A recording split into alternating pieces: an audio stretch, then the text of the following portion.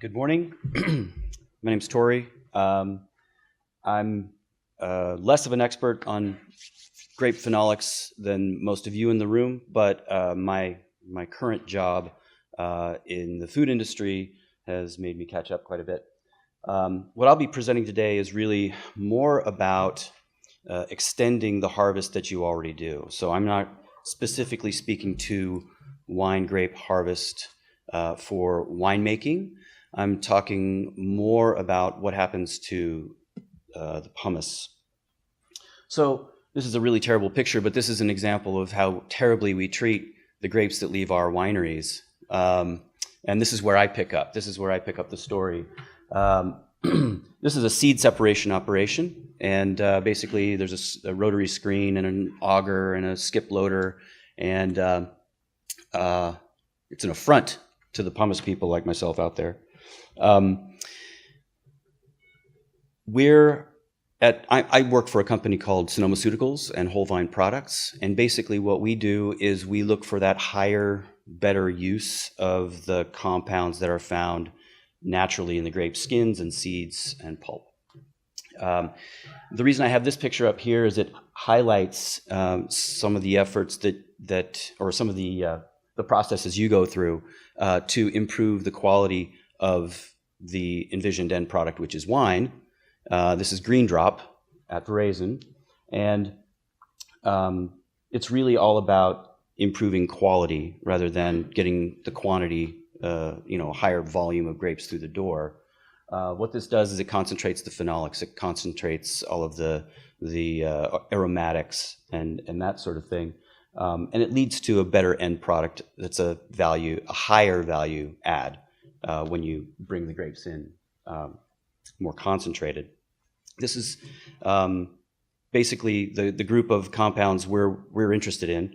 Anthocyanins, cyanidin, malvidin, petunidin. This is a vial of about 20 nanograms of pure malvidin 3-glucoside that we recovered from some Merlot skins. And we made a few hundred of these vials thinking that we could send them to researchers. So if you know of any researchers who are interested in following on with Binden's work, using little microvinification trials. We have pure malvidin 3-glucoside. I'm happy to send her a few of these. The other groups, flavanothiols, flavonols, flavonoids, such as resveratrol, much belabored name, and tannins are found in various portions of the grape. And Kennedy had this really nice illustration that he ripped off from somebody that shows where the anthocyanins are, the procyanidins, the proanthocyanidins, etc.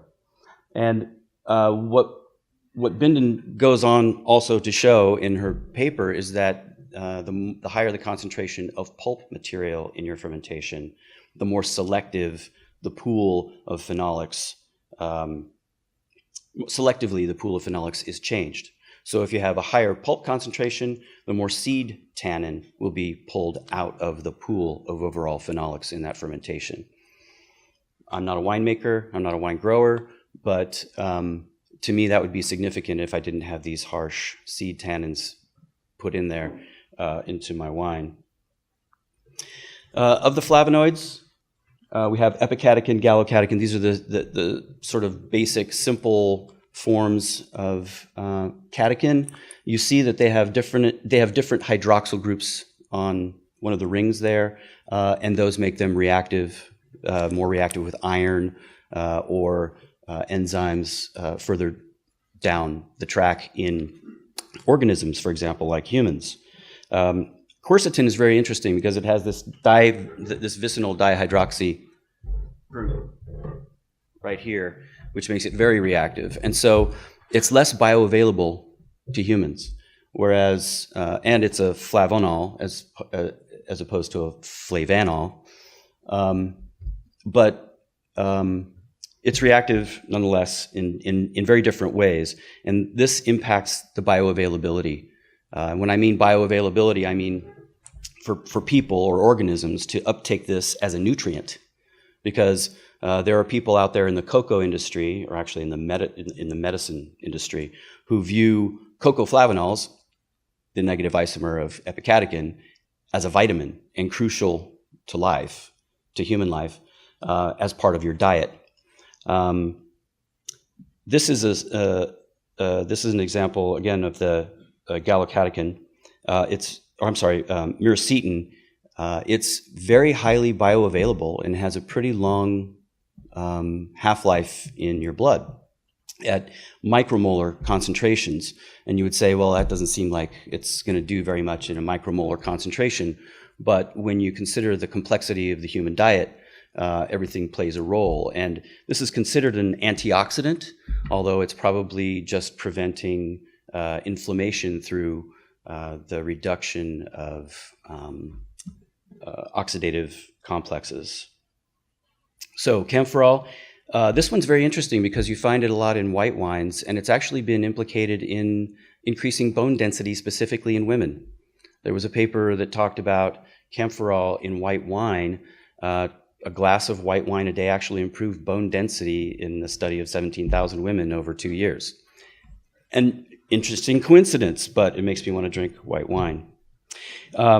It also reduces inflammatory response, which could be correlated to these other diseases that we see, or decreases in health, what we would consider healthy. Another very interesting one, which you would think is too big to be bioavailable or useful, is procyanidin C1, but it has been directly correlated to vascular health and easing the tension in the vasculature through a nitric oxide induced mechanism. So we make nitric oxide, we make hydrogen peroxide. It's all related to inflammation and other aspects of our very complex beings and metabolism. This epicatechin, as you can see, also has this vicinal dihydroxy, but in a trimer, it's more protected, and it gets to places like the gut, the human gut, where we have microorganisms that break it down and make it more absorbable. So it's somewhat protected in this form and gets farther into the system.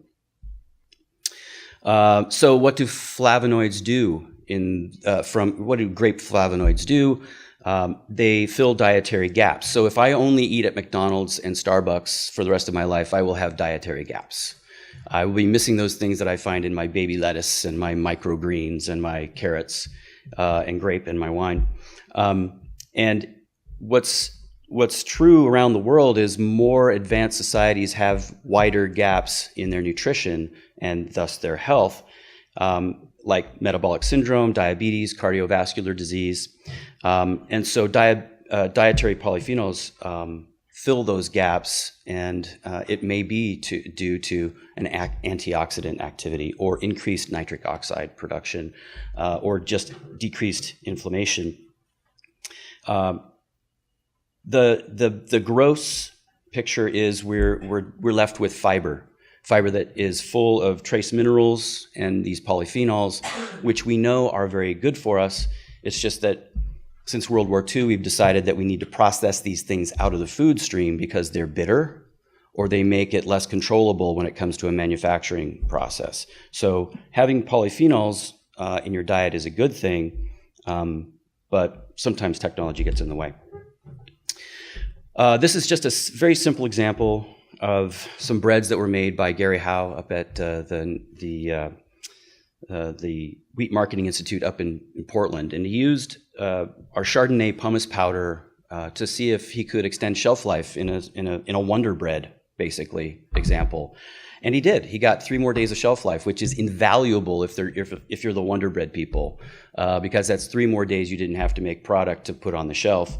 It has anti-staling properties because it prevents syneresis from water, syneresis from the inside to the outside of the loaf. It keeps moisture where it should stay, or where it was originally. Which also means if you're a baker, you're selling more water, which is actually a dirty secret of the bakery industry, but good if you're a bakery. It actually lowered the pH and increased the TA and acted as a yeast enhancer, a food for the yeast, fertilizer for the yeast. So it could strengthen the process there. Again, back to other opportunities, natural red food color, there are companies that make concentrates. You can add the concentrates at fermentation, perhaps to stabilize or to induce more tannin extraction into your wine. The great thing about grape skin as a natural, or anthocyanins as a natural food colorant, is at low pH, there are very few choices for a very deep concentrated red at low concentration. And that's exactly what you have in a wine. It's red after 100 years. It still pours red out of a bottle. And it's you won't see that in yam or cabbage or beet. So lots of different applications for these same polyphenols that you're farming. I represent the beginning of a sub-market, if you will. And I'm hoping that instead of putting this stuff on the ground in the future, we can continue the harvest and turn it into more value-added products. So that's my out-of-the-box discussion of phenolics, the continuation of your harvest. Thank you.